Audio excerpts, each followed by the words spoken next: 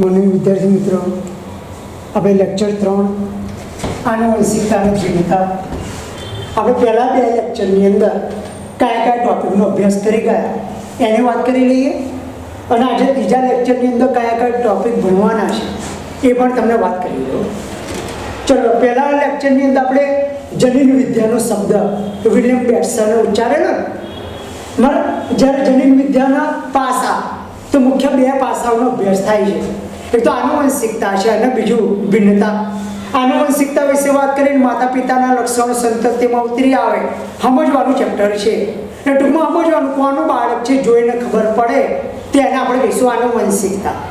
અને ભિન્નતા કે બે વ્યક્તિ ક્યારેય એક જાતિના બે સભ્યો ક્યારેય સમાન ના હોય, એની અંદર થોડું જુદાપણું જોવા મળે એને ભિન્નતા કહેવાય. મતલબ કે આનુવંશિકતા અને ભિન્નતા બંને માટે લિંગી પ્રજનન જવાબદાર.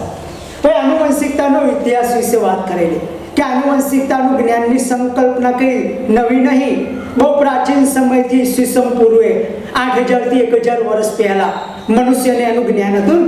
અને વનસ્પતિ અને પ્રાણીઓ એમાં સારા લાભદાયી લક્ષણો ધરાવે એના વચ્ચે સંકરણ કરી અને સારા લક્ષણોવાળી ઓલાદો પ્રાપ્ત કરાતી હતી. મારા ભાઈ ગ્રેગર જોન મેન્ડલ વિશે વાત કરેલી કે પાદરી હતા. 1822માં જન્મ, 1884માં મૃત્યુ, 1848ની અંદર ચેક રિપબ્લિકમાં બ્રુન્સે પાદરી તરીકે નિમાયા. વટાણાના છોડ ઉપર પ્રયોગ કરેલા. જેનાથી કોઈ સાંભળ્યું એટલે રિવાઇઝ થઈ જાય, તમને તાજું થઈ જાય. 1856 થી 1863 સુધી એમણે વટાણાના છોડ પર પ્રયોગ કરેલા. 1865માં એમણે ડોક્યુમેન્ટરી જમા કરાઈ નેચરલ હિસ્ટ્રી ઓફ સોસાયટી. 1900 સુધી એને કોઈ જોયું નહીં. પછી કાલ કોરેલ હિગો દ વ્રીસ અને શેરમાર્કે એને રીઓપન કરી મેન્ડેલના આનુવંશિકતાના નિયમો અને સિદ્ધાંતો તારવેલા. બરાબર, પછી વાત કરીએ વટાણાની છોડની પસંદગીના કારણો તમને પરીક્ષામાં બે માર્ક્સમાં 4 કારણો કે ગમે તે પૂછી શકે. બહુ સહેલો છે આ તો, બધાને આવડે, સમજ્યા હોય કે ના સમજ્યા હોય. ખુલ્લી જગ્યામાં સરળતાથી ઉછેર કરી શકાય. દ્વિલિંગી પુષ્પ એટલે મોટાભાગે સ્વફલન, પરફલન કરાવવું મુશ્કેલ નહીં. કૃત્રિમ સંકરણ પણ સફળતાપૂર્વક કરી શકાય. સંકર જાતિઓ છે ફળદ્રુપ હોય. યાદ હોય, સ્પષ્ટ વિરોધાભાસી લક્ષણ અગત્યનું. એનું જીવનચક્ર ટૂંકું એટલે બહુ મોટા પ્રમાણમાં સંતતિ ઉત્પન્ન કરે એટલે સંભાવના સરેરાશની નજીક આવે. અને બી બહુ મોટા પ્રમાણમાં સંતતિ સર્જે છે એટલે વધારે પેઢીનો અભ્યાસ કરી શકાય. આંકડાકીય માહિતી એકઠી કરેલી. બરાબર, અને છેલ્લા ભણેલા મેન્ડેલને પ્રયોગો કરવો હોય ત્યારે એના માટેના નિયમો સિદ્ધ તો અમુક નિયમો યાદ રાખવા પડે તો તમને બધા પ્રયોગો છે એ આવડે. આના નિયમોમાં મેં કીધેલું કે પ્રયોગની શરૂઆત થાય અને પી પેઢી કહેવાય. પી પેઢી તરીકે હંમેશા શુદ્ધ જાતિ જ વપરાય. પહેલું હંમેશા સંકરણ જ કરવાનું, કૃત્રિમ સંકર, પરફલન જ. એટલે જે અફન સંતતિ મળે પછી અફન સંતતિમાં સ્વફલન થવા દેવાનું. નોર્મલી 2 પેઢી સુધી જવાનું. બરાબર, આ પહેલા લેક્ચરમાં આપણે ભણી ગયા. બીજા લેક્ચરની અંદર એક સંકરણનો પ્રયોગ ભણેલા જે 4 માર્ક્સનો બહુ જ અગત્યનો, કારણ કે આ ચેપ્ટરમાંથી 4 માર્ક્સની એક થિયરી કમ્પલસરી છે જેમાં એક સંકરણ, દ્વિસંકરણ, અપૂર્ણ પ્રભુતા અને મોર્ગનનું સંલગ્નતા વ્યતિકરણનો પ્રયોગ આ બહુ અગત્યની. આટલી એક સંકરણનો પ્રયોગ એમાં ઊંચો છોડ ને નીચા છોડવાળો, ત્યારે અફન સંતતિના બધા છોડ ઊંચા અને એની અંદર સ્વફલન થવા દઈએ. 3 ઊંચા એ 1 નીચો, 3:1 અને એનું જનીન પ્રકાર 1:2:1 એટલે આવે પતી ગયું. રજના સી પ્યુનેટ આ એક ચોરસ ખાના પદ્ધતિ આપેલી અને આ એક સંકરણનો પ્રયોગ સમજ્યા પણ ચોરસ ખાના પદ્ધતિ પ્રમાણે સમજાયેલો. એની વિશે વાત કરી ચૂકેલા. પ્રભુતાનો નિયમ, એક સંકરણ ઉપરથી 2 નિયમ આપેલા, એક પ્રભુતાનો અને એક વિશ્લેષણનો.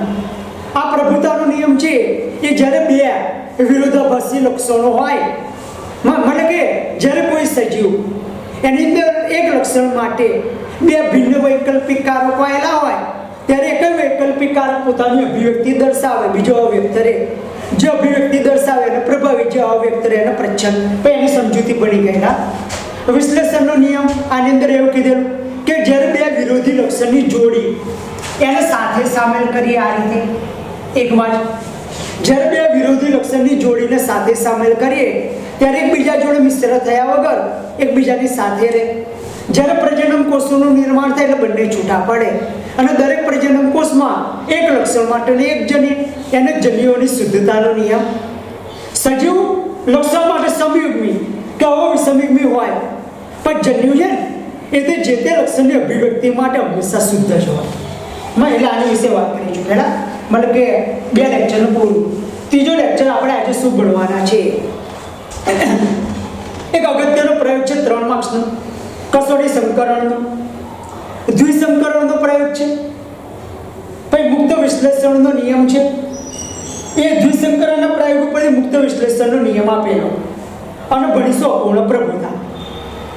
આટલે 4 ટોપિક આજે ભણીએ, પણ હજુ તમને કન્ફ્યુઝન છે કે જનીન, કલર, કારક અને એલેલ આ બે વચ્ચે ભેદ શું? હું તમને ભેદ સમજાવી દઉં કે કારક એલેલ વચ્ચે ભેદ શું છે.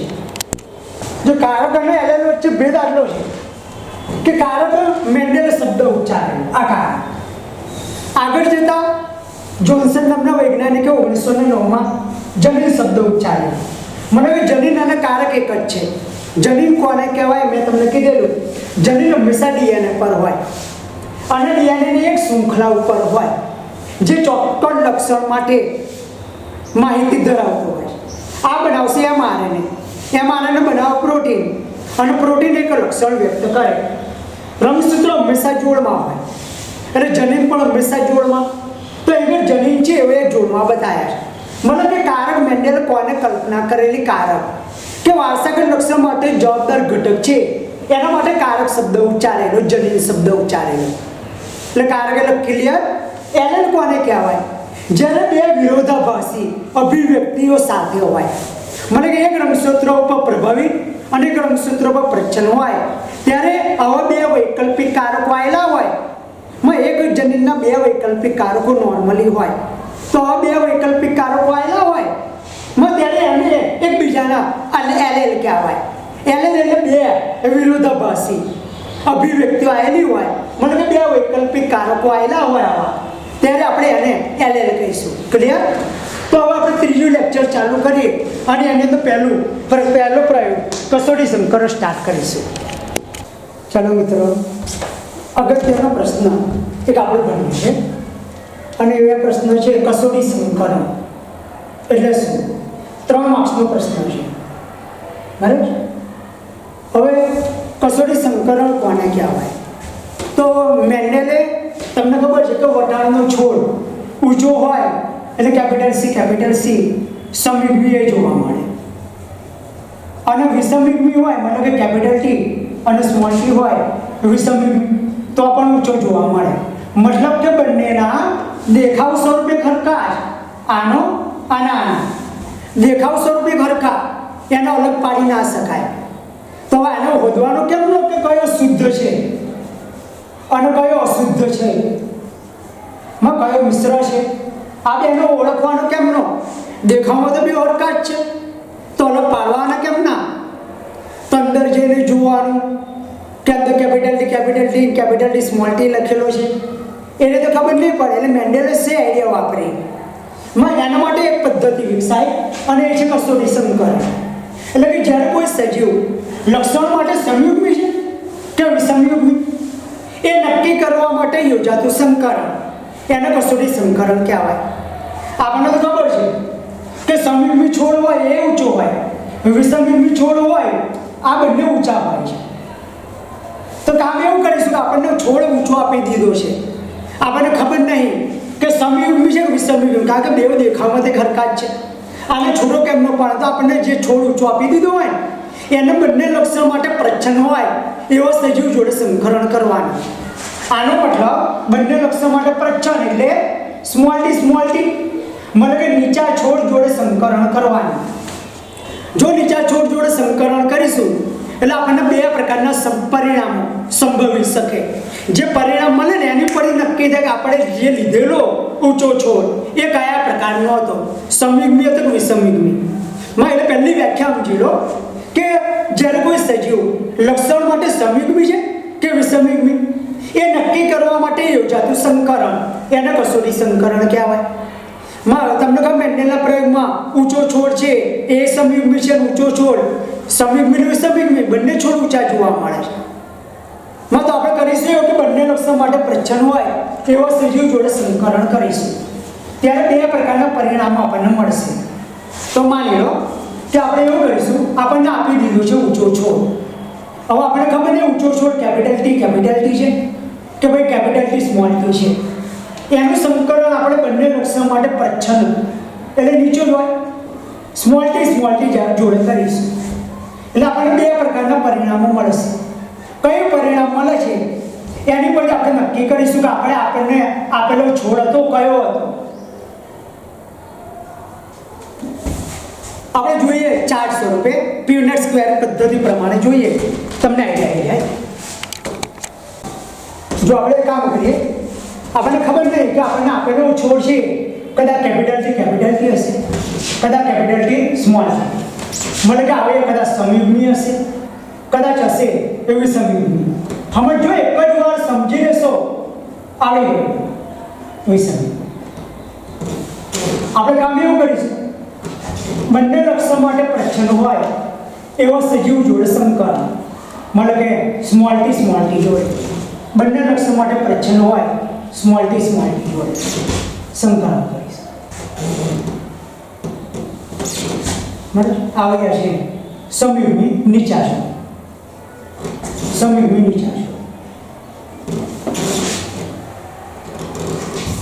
પ્યુનેટ સ્ક્વેર પદ્ધતિ આપણે વાપરીએ.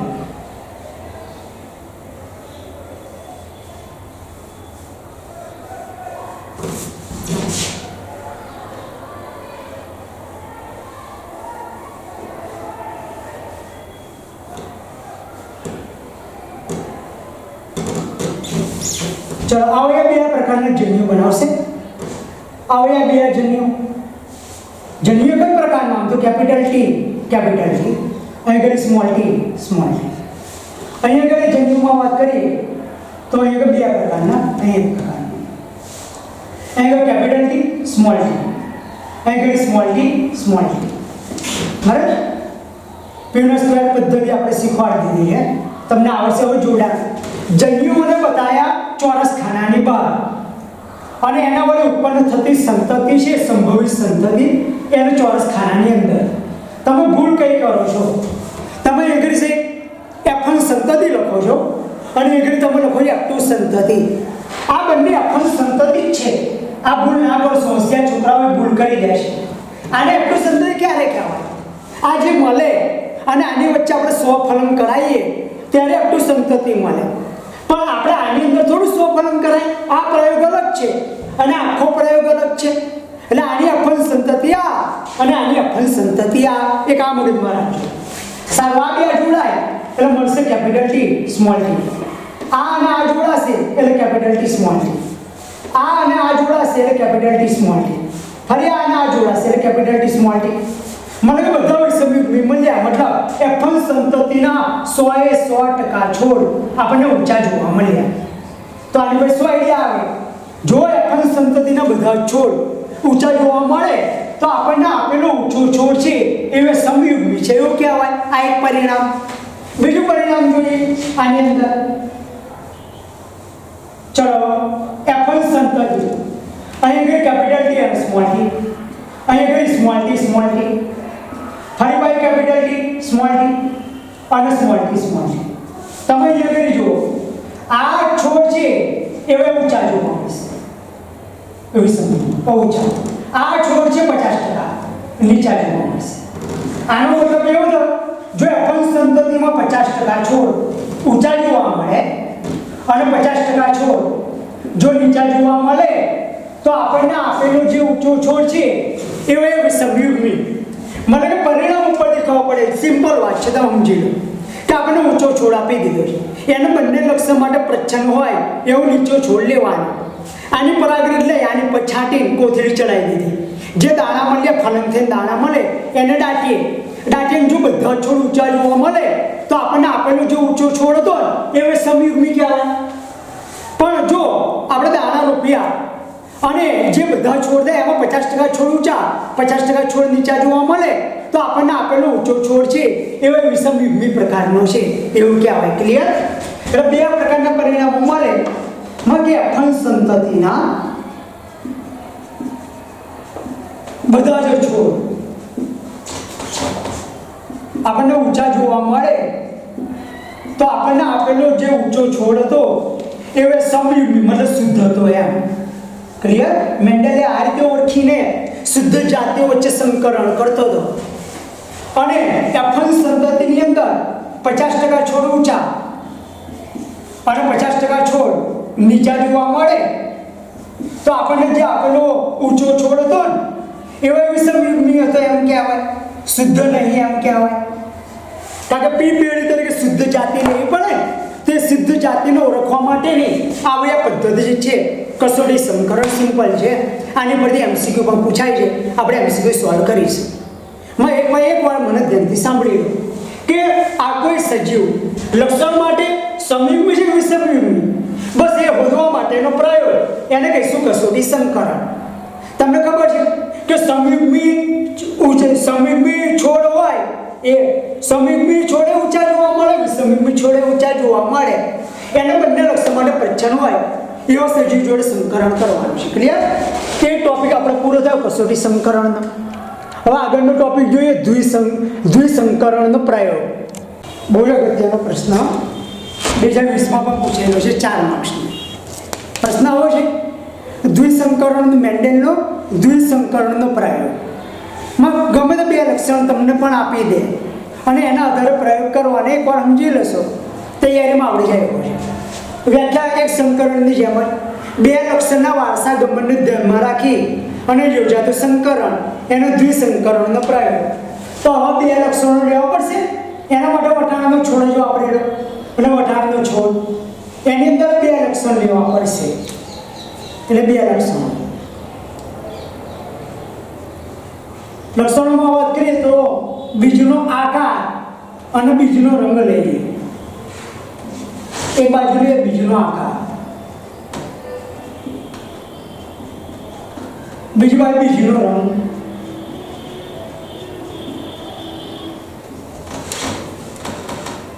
કોઈ પણ લક્ષણ હોય કે જે બે અભિવ્યક્તિ હોય ને, એટલે આ લક્ષણની પણ બે અભિવ્યક્તિ હશે અને આ લક્ષણ છે એની પણ બે અભિવ્યક્તિ હશે, બે દેખાવ હશે. આ અભિવ્યક્તિ છે. બીજના આકારમાં આપણે 7 લક્ષણો ભણી ગયા. માં બીજનો એક તો આ પ્રકાર છે એની ઊંચાઈ, બીજનો રંગ ને બીજનો આકાર, સિંગનો રંગ ને સિંગનો આકાર, પુષ્પનો રંગ અને પુષ્પનું સ્થાન, કયો પ્રભાવી કયો પ્રચ્છન્ન તમે બધું જાણો છો. બીજના આકારમાં વાત કરીએ ગોળ આકાર પ્રભાવી છે, ખરબચડો આકાર પ્રચ્છન્ન છે.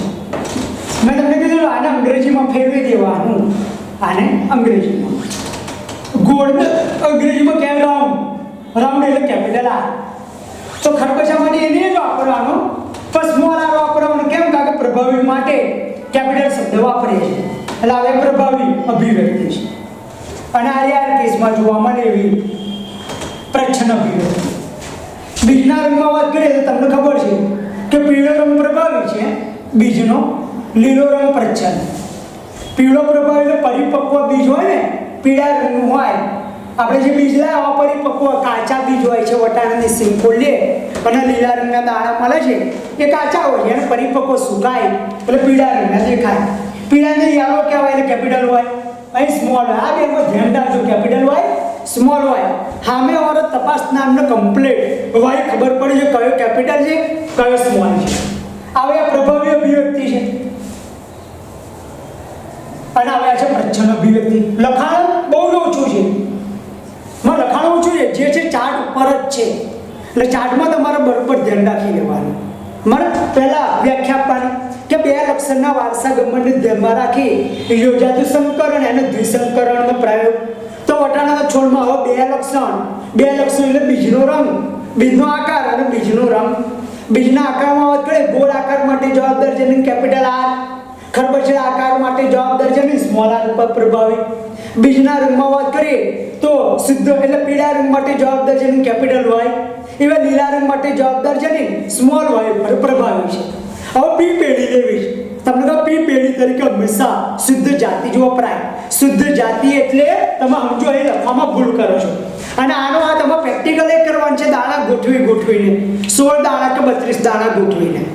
એટલે જો આ પ્રયોગ તમને ખબર પડી ગઈ તો પ્રેક્ટિકલ એકદમ ઈઝી થઈ જશે.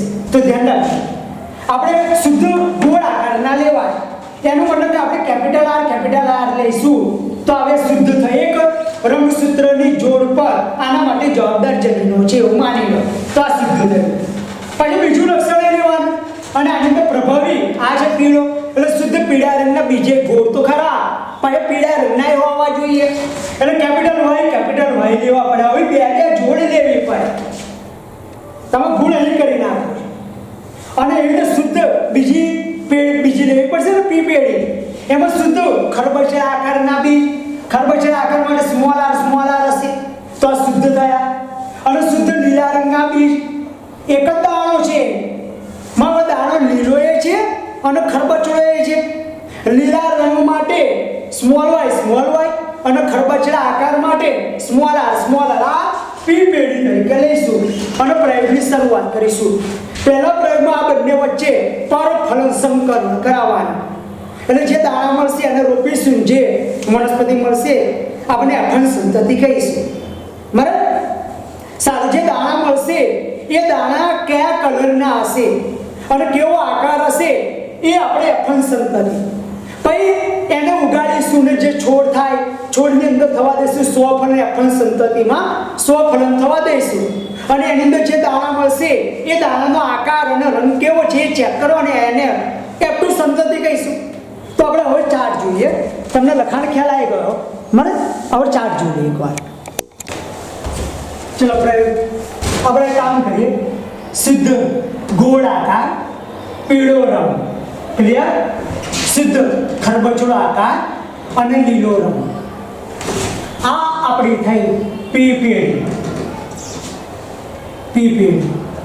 એકને બનાવી દઈશું એકને બનાવી દઈશું માદા. બાજુમાં લખવું પડે તમારે પી પેઢી કાં તો પિતૃ પેઢી. અહીં આગળ લખવાનું શુદ્ધ ગોળ આકાર અને પીળો રંગ. અહીં આગળ લખવાનું શુદ્ધ ખરબચડો આકાર અને લીલો રંગ. પહેલી તો જન્યુ બને હંમેશા, એટલે પહેલું બનાવીશું આપણે જન્યુ બનાવવામાં લોચો મારો છું તમે. જન્યુની અંદર શું કરવાનું છે? તો જન્યુની અંદર આ કેટલાય કેપિટલ આર લઈ લેશે, બીજું કયું કેપિટલ વાય લેશે. એવું નહીં કરવાનું. પ્રજનન કોષ બને એટલે જનીન રંગસૂત્ર, એક રંગસૂત્ર એક પ્રજનન કોષમાં, બીજો રંગસૂત્ર બીજા પ્રજનન કોષમાં. તો ભાઈ જનીન પણ છૂટા પડે ને, એક જનીન એક પ્રજનન કોષમાં, બીજો જનીન બીજા પ્રજનન કોષમાં જાય. એટલે ધ્યાન રાખજો, પ્રજનન કો આમાંથી એક જ આવે અને આ બેમાંથી એક આવે તો જન્યુ બનશે કેપિટલ આર કેપિટલ વાય માં. બીજો પ્રજનન આની અંદર આની જોડે આ બેમાંથી એક જ આવે અને આ બેમાંથી એક આવે તો બીજો પ્રજનન કોષ એવો ને એવો બને. તો મેં તમને શીખવ્યું છે કે જ્યારે હરકા હોય ત્યારે એક લખીએ તો ચાલે. અહીંયા આગળ એવી જ રીતે જન્યુ સ્મોલ વાય અને સ્મોલ આર આવ્યા જન્યુ. હવે આપણે કરાવીએ છીએ પરફલન. મને આની સાથે આ જોડાય તો આનો બીજા પ્રજનન કોષ જોડે, આનો બીજો પ્રજનન કોષ જોડાશે એટલે આ આપણને મળશે અખંડ સંતતિ. અખંડ સંતતિ capital R capital Y small Y. અહીં આગળ capital R capital Y small Y. અહીં બાજુમાં લખવાનું કે આ છે જન્યુઓ, નહીં તો માર્ક્સ કપાય. આ ફલિતાંડ મળ્યા, મતલબ કે બીજની અંદર, મતલબ કે છોડની અંદર. આને આપણે કહીશું અખંડ સંતતિ. તમે મને કહેશો અખંડ સંતતિના બધા છોડ કેવા?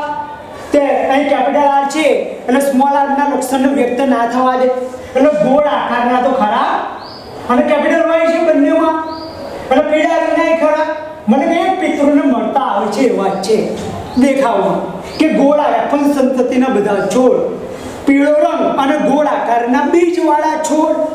ઘણા સ્ટુડન્ટ કેવું કરે છે તમને કહું, બીજ શબ્દ જ નહીં લખતા. ગોળ છોડ ને પીળો છોડ, તમે જોયો ગોળ છોડ કે પીળો છોડ જોયો છે? એટલે બીજ શબ્દ લખવાનો કે પીળા રંગના અને ગોળ આકારના બીજવાળા છોડ. આ શબ્દ વાપરવાનો ધ્યાન રાખજો. બરાબર? આ કરાયું આપણે પરફલન. હવે આપણે કરાવીએ છીએ 100 ફળની F1 સંતતિ. મને બધા છોડ હતા એ બધા છોડમાં જે આપણે દાણા રોપેલા એ દાણા તો ગોળ આકારના પીળા રંગના બીજવાળા છોડ હતા. એમાંથી જે છોડ મળ્યા એમાં ફૂલ થયા, એમાં થવા દો 100 ફળ. આની અંદર હવે જન્યુ કેટલા પ્રકારના બનશે? આની અંદર ટોટલ 4 પ્રકારના જન્યુ બનશે.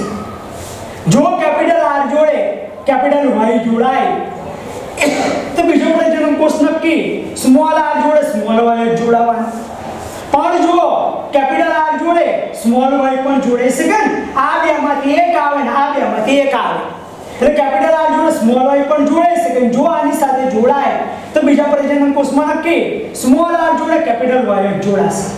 મતલબ 4 પ્રકારના જન્યુ સંભવી શકે. તો પેલાની અંદર 4 પ્રકારના જન્યુ બનવાના અને 4 પ્રકારના જન્યુ બીજા 4 પ્રકારના જન્યુ સાથે જોડાય ત્યારે સંતતિ ટોટલ 16 પ્રકારની મળે. બરાબર? અહીંયા આગળ વાત કરીએ આપણે તો આગળ કેપિટલ R જોડે કેપિટલ Y જોડાય તો સ્મોલ r જોડે સ્મોલ y જોડાશે. કેપિટલ y સ્મોલ y સ્પષ્ટ લખજો હો. કેપિટલ R જોડે ધારી લો સ્મોલ y જોડાયો તો સ્મોલ r જોડે કેપિટલ y જોડાશે. એટલે આની અંદર 4 પ્રકારના જન્યુ બન્યા. આ પ્યુનેટ સ્ક્વેર પદ્ધતિ. હવે તમને જોડાણ કરતા આવડે છે. આપણે જોડતા જઈએ અને બોલતા રહેજો.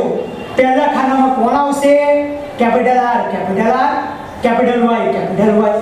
આ ખાનામાં capital R capital R, capital Y small y. આપણે સ્મોલ ને પાછળ લખીશું બધામાં એટલે હોદવામાં છેલ્લા સરળતા રહે. એટલે સ્મોલ લેટર આવે એને જોડે લખીશું. એટલે capital R capital Y small y. અહીંયા આગળ કેપિટલ શબ્દ પહેલો લખી capital R small r capital Y capital Y. અહીંયા આગળ capital R small r capital Y small y. અહીંયા આગળ વાત કરીએ આ ને આ જોડજો. ધ્યાન રાખજો, બોલતા રહેજો. Capital R capital Y small y. અહીંયા આગળ કેપિટલ R પછી સ્મોલ y સ્મોલ y. અહીંયા આગળ capital R small r capital Y small y. અહીંયા આગળ જો આ ને આ કેપિટલ શબ્દ પહેલો બોલવાનો capital R small y small y. આની અંદર capital R small r capital Y capital Y. આની અંદર આ ને આ શું થશે? Capital R small r capital Y small y. ચલો આમાં શું થશે? Small r capital Y capital Y. આની અંદર સ્મોલ r કેપિટલ શબ્દ પહેલો કેપિટલ Y સ્મોલ y. ચલો છેલ્લું આયા આવડી જશે capital R small capital Y small y. આની અંદર capital R small y small y. આની અંદર small r capital Y small y. આની અંદર small r small y small y. હવે આપણે બીજનો આ ફલિતાંડો મળ્યા મતલબ કે F2 સંતતિના બીજમાં ફલિતાંડો આ પ્રકારના છે. એટલે છોડે આ પ્રકારના મળવાના છે. આની અંદર એક કેપિટલ R કે બે કેપિટલ R દેખાય ને તમારે રાઉન્ડ શબ્દ ગોળ શબ્દ વાપરવાનો. અને એક કેપિટલ Y કે બે કેપિટલ Y દેખાય ને ત્યારે તમારે પીળો શબ્દ વાપરવાનો.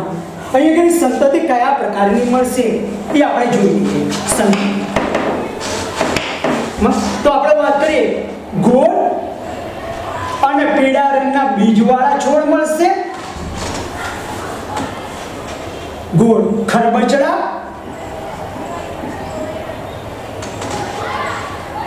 અને લીલા રંગના બીજવાળા છોડ મળશે. પછી ગોળ અને લીલા રંગના બીજ મળશે ખરબચડા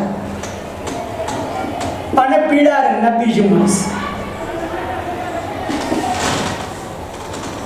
4 પ્રકારના બીજવાળા છોડ મળશે. ધ્યાન રાખો. હા આપણે વધીએ. ચલો આવડી જશે.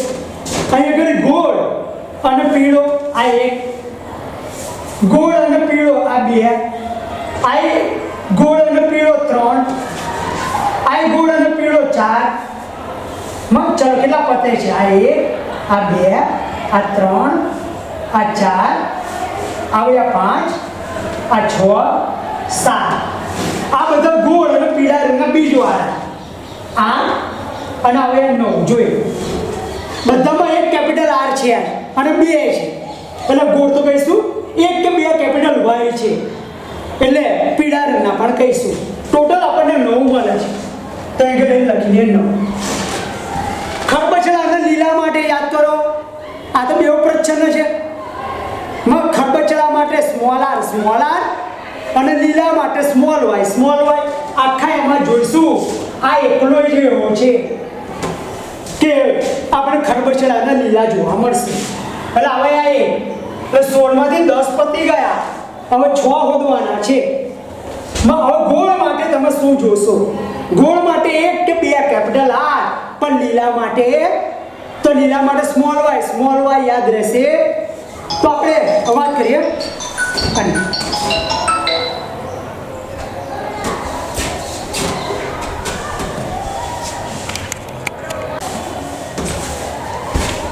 ચલો ગોળ માટે કેપિટલ આર એક કે બે, લીલા માટે સ્મોલ વાય યાદ રાખજો. હા ચલો કેપિટલ આર બે છે, સ્મોલ વાય આ એક છે. મને પછી આપણે જો બધા એ જોઈએ, અહીં એક કેપિટલ આર બે સ્મોલ વાય છે 2, કેપિટલ આર બે સ્મોલ વાય છે 3, અહીં તો સ્મોલ આર છે, આ 3 નહીં આવે, મને 3 થયા ગોળ આકારના અને લીલા રંગના બીજ. તો બાકીના 3 રહ્યા એ ખરબચડા અને પીળા હશે. ખરબચડા માટે શું યાદ રાખવાનું? સ્મોલ આર તો જ ખરબચડા મળે, એટલે બે સ્મોલ આર જોઈશે. પણ પીળા માટે એક કે બે કેપિટલ વાય, તો 3 વધ્યા સ્મોલ આર. અને જો કેપિટલ વાય એક છે, બે છે ને એક છે, એટલે આ ખરબચડા અને પીળા રંગના બીજ 3 થયા. એટલે ટોટલ 16 સંતતિ થઈ ગઈ. 9 3 12 ને 3 15 ને 1 16. એટલે પરિણામ જોવા મળ્યું આપણને 9:3:3:1. જ્યારે પરીક્ષામાં લખો ડાયરેક્ટ આવું પરિણામને ઉપર લખવું પડે. યાદ રાખવા માટે સૂત્ર યાદ રાખજો, ગોપી ગોલી ખપી ને ખલી. અહીં યાદ રાખવાનું ગોપી ગોલી ખપી ખલી. પણ પરીક્ષામાં આવું નહીં લખવાનું ને તો સાહેબ માથું ખાઈ વાળશે કે શું આવ્યું. આ તમારે યાદ રાખવા માટે કે ગોપી ગોલી ખપી ને ખલી અને પરિણામ 9:3:3:1 મળશે. એટલે હવે આ દેખાવ સ્વરૂપ થયો, મને કે ફિનોટાઇપ થયો, આ એનો દેખાવ સ્વરૂપ છે. જનીન સ્વરૂપ આપણે જોઈએ છે, આ ખાલી ફિનોટાઇપ દેખાવ સ્વરૂપ. ખ્યાલ આવી ગયો? આ 4 આવ્યા અને આ 2 આવ્યા, ટોટલ આવું યાદ રાખજો. તો હવે પીળા રંગના અને ગોળ આકારના બીજવાળા છોડ છે. ખરબચડો અને લીલું છેલ્લો એક જ તમારે પ્રેક્ટિકલ કરવાનું છે, એટલે એની અંદર બહુ કામમાં આવશે. એટલે ધ્યાન રાખજો, આ એક જ. એટલે 10 તો અહીંયા આગળ પતી ગયા. વાત કરીએ આપણે ગોળ, પણ જોડે લીલા. ગોળ માટે એક કે બે કેપિટલ આર જોઈશે, પણ લીલા માટે સ્મોલ વાય જોઈશે. આ 3 અને વાત કરીએ બાકીના 3 રહ્યા એ ખરબચડા, પણ પીળા રંગના બીજ. ખરબચડા માટે 2 સ્મોલ આર, પીળા માટે એક કે બે કેપિટલ વાય. ક્લિયર છો? હવે આપણે આખો પ્રયોગ બોલી જાઓ, પછી એનું સ્વરૂપ, એનું જનીન પ્રકાર તમને સમજાવી દઉં. અને પ્રેક્ટિકલમાં જનીન પ્રકારનો ઉપયોગમાં લેવાનો છે, એટલે ધ્યાનથી સાંભળી લેજો. અને આની પરથી બહુ ટ્વિસ્ટેડ MCQ પૂછાય છે, જે આપણે લેક્ચરના અંતે સોલ્વ કરીશું. ભાઈ તમે પ્રેક્ટિસ કરજો, આવડી જ જશે. પણ કન્સેપ્ટ એના માટે એકદમ ક્લિયર જોઈશે. ધ્યાન. ચાલો આપણે બોલીએ ધ્યાન. પહેલું વ્યાખ્યા આપી દેવા કે 2 લક્ષણના વારસા ગમનને ધ્યાનમાં રાખી એ યોજાતો પ્રયોગ, એનો દ્વિસંકરણનો પ્રયોગ. ને હવે 2 લક્ષણ એટલે વટાણાનો છોડ છે, એની અંદર 2 લક્ષણ, બીજનો આકાર, બીજનો રંગ. બીજના આકારમાં વાત કરીએ, ગોળ આકાર માટે જવાબદાર જનીન કેપિટલ આર, ખરબચડા આકાર માટે જવાબદાર જનીન સ્મોલ આર ઉપર પ્રભાવી છે. બીજના રંગમાં પીળા રંગ માટે જવાબદાર જનીન કેપિટલ વાય, એવા લીલા રંગ માટે જવાબદાર જનીન સ્મોલ વાય ઉપર પ્રભાવી. આવો પ્રયોગ. શુદ્ધ પીળા રંગના અને ગોળ આકારના બીજવાળા છોડ, એને શુદ્ધ લીલા રંગના અને ખરબચડા આકારના બીજવાળા છોડ, એના વચ્ચે સંકરણ કરાવીએ ત્યારે અફન સંતતિના બધા છોડ એવા ગોળ આકારના અને પીળા રંગના બીજવાળા છોડ જોવા મળે. આ F1 સંતતિની અંદર 100 ફલન કરાવીએ તો F2 સંતતિનું પ્રાપ્ય પરિણામ નીચે મુજબ. અને હવે પરિણામ છે એ તમારે લખી નાખવાનું અને એનો પ્રયોગ પૂરો અને તમારે બતાવી દેવાનો ચાર્ટ. બરાબર? જો મિત્રો, દેખાવ સ્વરૂપ તો તમને ખબર, દેખાવ સ્વરૂપ એટલે સ્વરૂપ પ્રકાર, અને ફિનોટાઇપ દેખાવમાં ગોળ આકારના પીળા રંગના બીજવાળા દેખાવ 9, ગોળ અને લીલા 3, ખરબચડા અને પીળા 3, ખરબચડા અને લીલા 1 જ જોવા મળશે 16 માં. આપણે વાત કરીએ જનીન પ્રકાર. જનીન પ્રકાર માટે તમારે સી આઈડિયા વાપરવાની. 3 વાર capital R capital R capital R લખવાનું, 3 વાર capital R small R capital R small R capital R small R, 3 વાર સ્મોલ આર ને સ્મોલ આર. આની જોડે શું કરવાનું? આની જોડે capital Y capital Y capital Y small Y small Y small Y. ફરી ભાઈ એ જ રિપીટ કરો. Capital Y capital Y small Y small Y. ફરી repeat. Capital Y capital Y small Y small Y. હું કેવો કેપિટલ વાય સ્મોલ વાય ચોખ્ખો લખું એ રીતે તમારે લખવાનું. પહેલું આપણે આ વધીએ કે 4 4 પ્રભાવી હોય એવા કેટલા? એવા 1 જ જોવા મળશે. માં પરિણામ 1 જેમ 2 જેમ 1 જેમ 2 જેમ 4 જેમ 2 જેમ 1 જેમ 2 જેમ 1. આંકડો પણ યાદ રહી જાય એવો છે. મારે આવું વધવા જશે બહુ ટાઈમ લાગશે. તમારે એક જે શરૂઆત 1 થી કરવાની. 1 જેમ 2 જેમ 1 જેમ 2 જેમ 4 જેમ 2 ઊંધું કર દો. 2 જેમ 1 જેમ 2 જેમ 1 ઉપર 1 અને નીચે 1 આવો જોઈએ. નીચે તો તમને ખબર છે કે સ્મોલ આર અને સ્મોલ વાય 1 જ છે. એ જ રીતે કેપિટલ આર અને કેપિટલ વાય પણ 1 જ છે. અને શરૂઆત અને એન્ડ એક કરવાનું. વચ્ચે આવે 4 લેવાના અને એવા 4 એટલે કયા? તે એવા 4 એટલે આ 1 છે, આ 2 છે, સીધા આ 4 લાઈનમાં છે ને એવા આ 4 માં એવા 4 જોવા મળશે. બાકી તમે જોજો પછી કે કેપિટલ આર ને કેપિટલ વાય સ્મોલ વાય છે આવા ખાલી 2 જ હશે. માં એટલે કેપિટલ આર સ્મોલ વાય આવો 1 જ છે. માં capital R small Y small આવો 1 જ હશે. એટલે તમે ગણશો લાઈ જશે. અને આ ગણશો એટલે 3 2 ને 3 ને 3 6 ને 4 10 ને 3 13 ને 3 16. એટલે આવો એનો જનીન પ્રકાર છે. જનીન પ્રકાર માટે યાદ રહે કેપિટલ આર 3 વાર, કેપિટલ આર સ્મોલ આર 3 વાર, સ્મોલ આર 3 વાર. અહીંયા જોડે કેપિટલ વાય સ્મોલ વાય અને સ્મોલ વાય.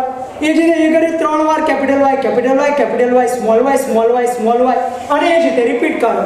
અને એ ઘરે આંકડા છે 1 જેમ 2 જેમ 1 જેમ 2 જેમ 4 જેમ 2 જેમ 1 જેમ 2 જેમ 1 આ રીતે કરજો. ઓકે, તો એટલે દ્વિસંકરણનો પ્રયોગ છે એ પૂરો થાય છે.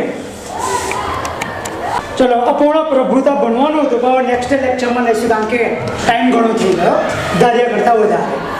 અહીં ઘડી આપણે શરૂઆત આજે જે કરેલી એ ધ્યાનથી જોઈ લો. કારક અને અલેલ એ 2 વચ્ચે ભેદ શું? કારક એટલે મેન્ડેલ કલ્પના વારસાગત લક્ષણો માટે જવાબદાર જે એકમ કીધેલા એને કારક કીધેલા. જ્યારે અલેલ કે એક લક્ષણ માટે 2 ભિન્ન વૈકલ્પિક કારકો આવેલા હોય આવા 2 માં લક્ષણો માટે 2 ભિન્ન અભિવ્યક્તિ હોય તે એના માટે એલેલ શબ્દ વાપરેલો. કસોટી સંકરણ કોઈ સજીવ લક્ષણમાં સંયુગ્મી કે વિસંયુગ્મી જોઈને ખબર પડવાના જ નહીં કારણ કે દેખાવમાં ધરકા હોય. ભાઈ એ નક્કી કરવાનું છે. એના માટેનો પ્રયોગ એને કસોટી સંકરણ કે જ્યારે કોઈ સજીવ લક્ષણ માટે સંયુગ્મી છે કે વિસંયુગ્મી એ નક્કી કરવા માટે યોજાતું સંકરણ એને કસોટી સંકરણ. તમને કહો વટાણાનો છોડ સંયુગ્મી પણ ઊંચો વિસંયુગ્મી પણ ઊંચો, તો એ કામ કરે કે જે ઊંચો છોડ આપી દે એને બંને લક્ષણ માટે પ્રચ્છન્ન હોય એની જોડે સંકરણ કરાય છે. એટલે 2 પ્રકારના પરિણામો યાદ રાખજો કે જો એફન સંતતિના બધા છોડ આપણને ઊંચા જોવા મળે તો આપણને આપેલો ઊંચો છોડ સંયુગ્મી છે એમ. અને એફન સંતતિના 50% છોડ ઊંચા 50% છોડ નીચા જોવા મળે તો આપણને આપેલો ઊંચો છોડ વિસંયુગ્મી છે એમ કહેવાય. અને ભાઈ આ દોરી નાખવાનું 4 2 એફન સંતતિ. આ પ્રયોગ અલગ છે, પેલો પ્રયોગ અલગ છે. આની અંદર આગળ સંકરણ નહીં કરાવતા કે આવે એક્ટિવ સંતતિ કહેવાય. 2 એફન સંતતિ. ક્લિયર? વાત કરીએ આપણે દ્વિસંકરણનો પ્રયોગમાં 2 લક્ષણના વારસાને ધ્યાનમાં રાખી યોજાતું સંકરણ એને દ્વિસંકરણ. વટાણાનો છોડ એમાં 2 લક્ષણ બીજનો આકાર બીજનો રંગ.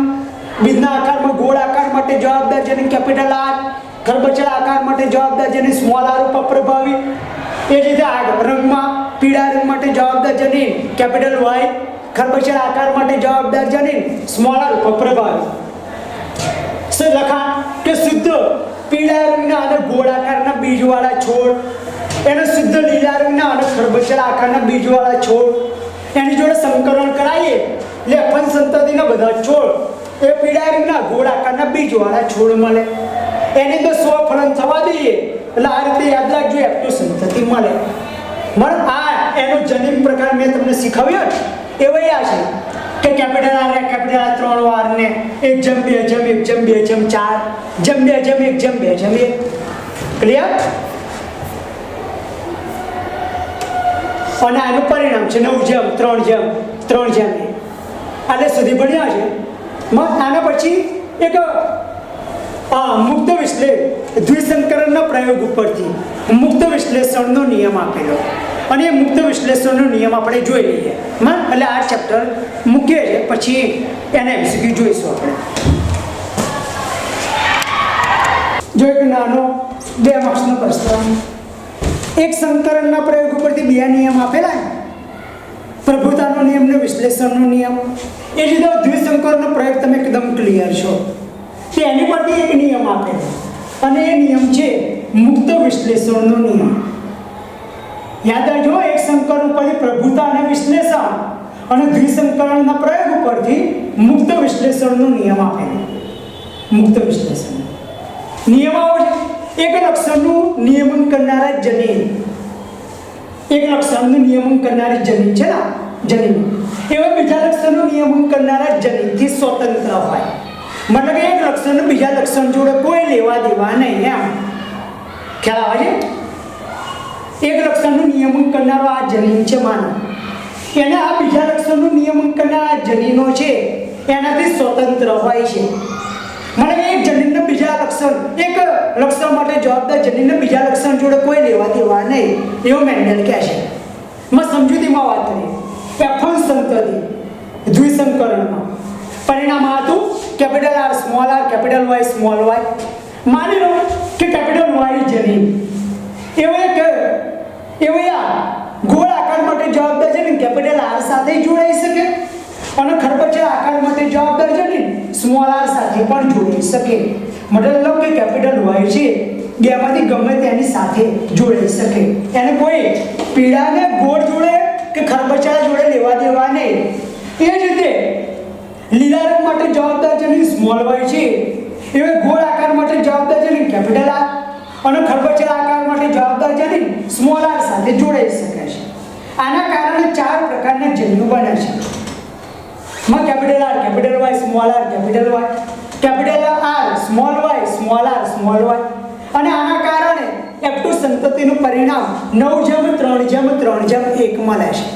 તો હવે નિયમ અને સમજૂતી પૂરી. બરાબર? તો એ કરી આપણું ચેપ્ટરનું એન્ડ લાવીએ છીએ. હવે આપણે ચોથા લેક્ચરમાં આગળ જોઈશું